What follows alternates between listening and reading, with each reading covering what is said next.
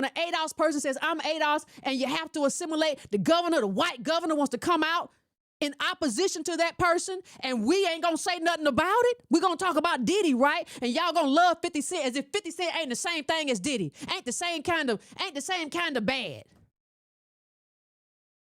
Well, 50, well, you know, 50, boy, I like 50. I like 50. 50 and Diddy shared the same little baby mama girl lady. The only difference between is that Diddy treated her as a prostitute and 50 had a baby by her. What are y'all talking about? Why does it take so long for people to realize? We just go from one stupid thing to the next. Well, yeah, 50 was right about Diddy. But no, ADOS is right. They ain't nothing. You better start focusing on your own life. You better start focusing on your own well-being and stop living vicariously through these people. And when somebody stands up for you, you better stand up for them regardless of what they did or what they gonna do. You better show that when somebody stands up for my people, I stand up for that person and those people. Period.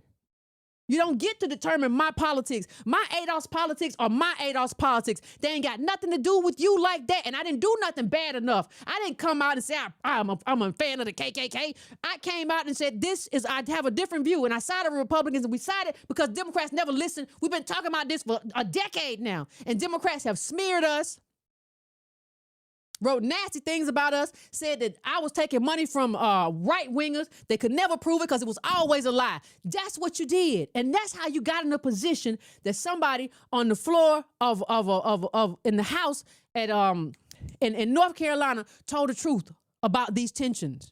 They have been bubbling for years, but you don't care about us. So you allowed those tensions to bubble. You don't care about us. So you allowed that stuff to bubble up. And now you're trying to punish the person who told you the truth about the situation. And that is what we should stand in opposition to. You don't get to put our people out the pasture with pork chop pasta. You don't get to put our people out because somebody told you the truth about something. You have to own that you were not listening. That's it.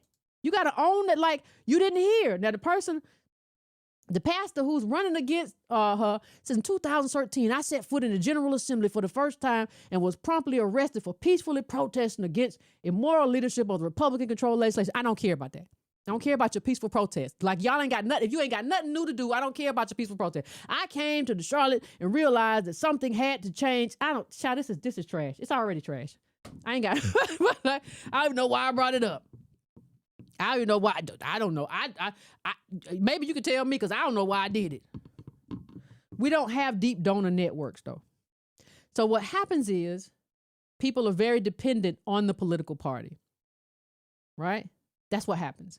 When you don't have strong donor networks, and I've mentioned this 3 times for a reason, but when you don't have strong donor networks, what happens is you become the mule of the party. You become the thing that the party uses to just bring other people into the party.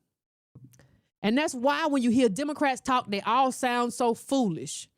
Well, you know, we people of color believe, and we people of color think, and we people of color, I hearken back to King.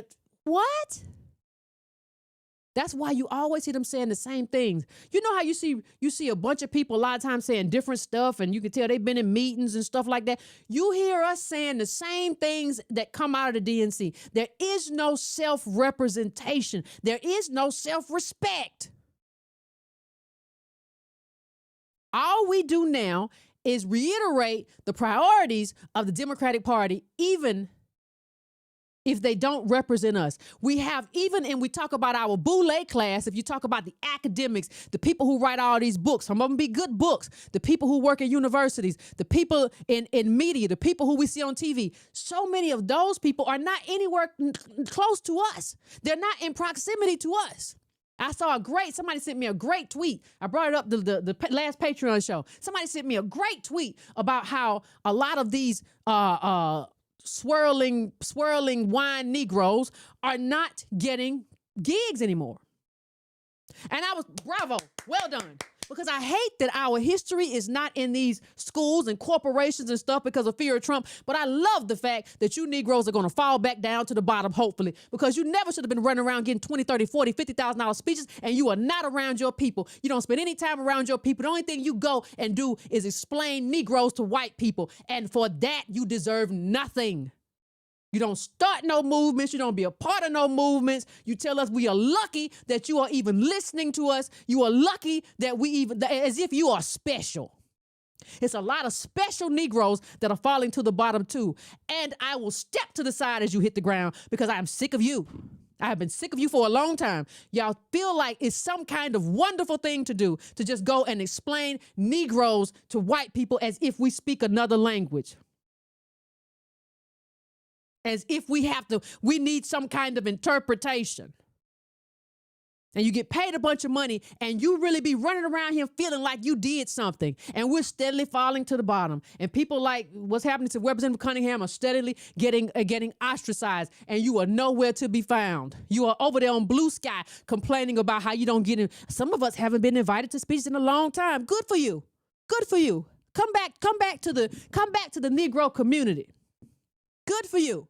You never deserved that anyway. You're not that good of a writer. You're not that good of a thinker. If you were that good of a thinker, you would have your own ideas. You wouldn't borrow so many ideas. You're not that great. Come on home. Hey, it's a whole, riches have been made over people with these speaking fees. You're going to have to come home now. I'm happy everybody's coming home. Listen, you got to find silver linings in all these things. I'm happy people are coming home. And when you come home, you got to figure out what you got to do because you can't lie to us. You can lie to them white folk and say, yeah, I've been out here really on the front lines.